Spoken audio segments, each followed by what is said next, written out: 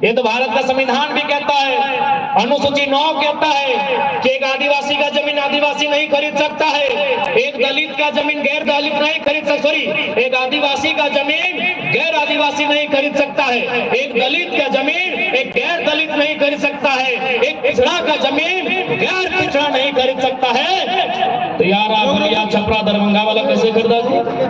क्या गलत है? आए ना, कौन डिबेट करता हमसे? आए, कौन डिबेट करता है? बैठाइए, डीसी को बैठाइए ना जी, डिप्टी कलेक्टर ऑफ डिस्ट्रिक्ट को बैठाइए ना, आइए डिबेट कीजिए।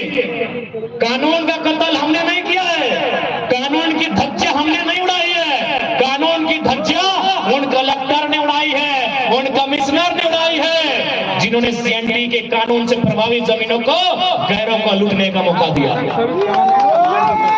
संविधान का कत्ल उन्होंने किया है, क्योंकि संविधान की अनुसूची 9 में साफ साफ लिखा है, सीएनटी की 3 अध्याय, मुझे नाम कंफर्म नहीं हो रहा है, शायद अध्याय 18, अध्याय 8 और 10 या 12 है जो अनुसूची 9 में शामिल है, जिसमें साफ साफ लिखा है एसटी का जमीन गैर एसटी नहीं खरीदेगा।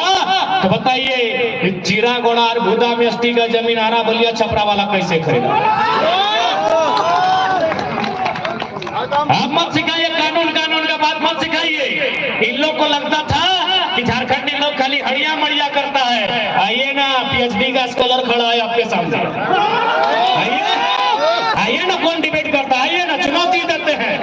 अरे झारखंड की नहीं, हम नेशनल मीडिया को चुनौती देते हैं। आइए डिबेट कीजिए, कौन असंवैधानिक, आइए बात कीजिए। माननीय अगर सुप्रीम कोर्ट के आदेश से अगर श्री रामचंद्र को इंसाफ मिलता है तो माननीय हाईकोर्ट का भी आदेश है कि यदि किसी कॉर्पोरेट ने, यदि किसी कंपनी ने जमीन का अधिग्रहण किया है और वहां यदि कोई काम नहीं होता है तो रैयत को वापस करना चाहिए। ये हाईकोर्ट का आदेश है। क्यों आप हाईकोर्ट के आदेश का पालन नहीं करेंगे?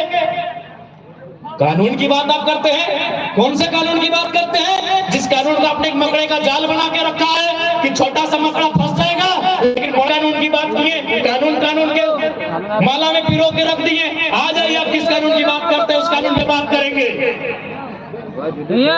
यदि संविधान की किसी ने धज्जियां उड़ाई है, तुम तमाम डिप्टी कलेक्टर के डिस्ट्रिक्ट ने उड़ाई है, वो तमाम डिविजनल कमिश्नर ने उड़ाई है, उन तमाम जो आईएएस है उन्होंने उड़ाई है, जिनके नजर के सामने सीएनटी जमीन को ताव ताव किया गया है। भाई अपन अपन ले ना मोबाइल में फोटो उठा वीडियो अरे मोबाइल यहाँ लगा लो, इसलिए कानून का पाठ हम ना पढ़ाए।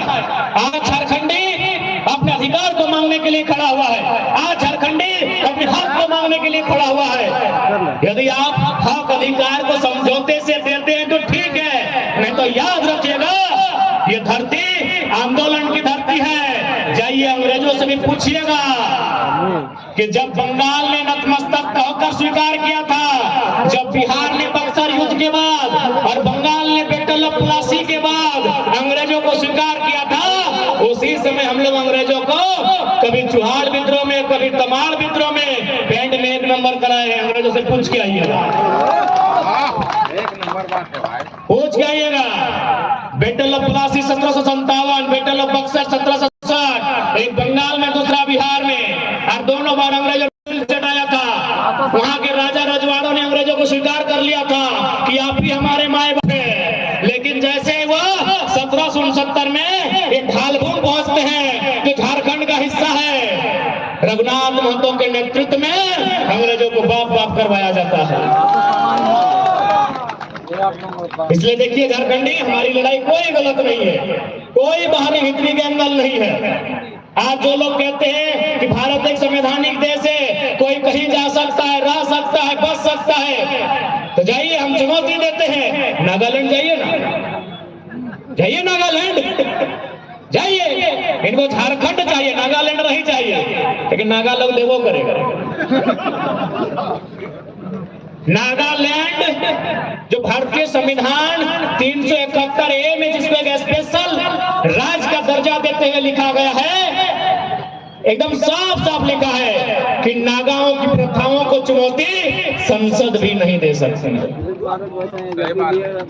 यानी जहां देश का प्रधानमंत्री बैठता हो, जहां देश का सर्वोच्च रहनुमा राष्ट्रपति बैठता बैठते हो वो भी चुनौती नहीं देगा नागालैंड को। यदि नागालैंड को चुनौती देना है तो नागालैंड की विधानसभा से पूछना होगा, परमिशन लेना होगा। ये है नागाओं का कानून। आप संविधान की बात करते हैं, कहे नागालैंड अलग देश में है क्या? इसी देश में है। 371 को पढ़िए, इसी देश में लिखा है कि संसद कोई कुछ नहीं करेगा वहां। अगर कुछ करना हो विधानसभा से पूछ के करेगा। इसलिए कोई हमारी लड़ाई गलत नहीं है।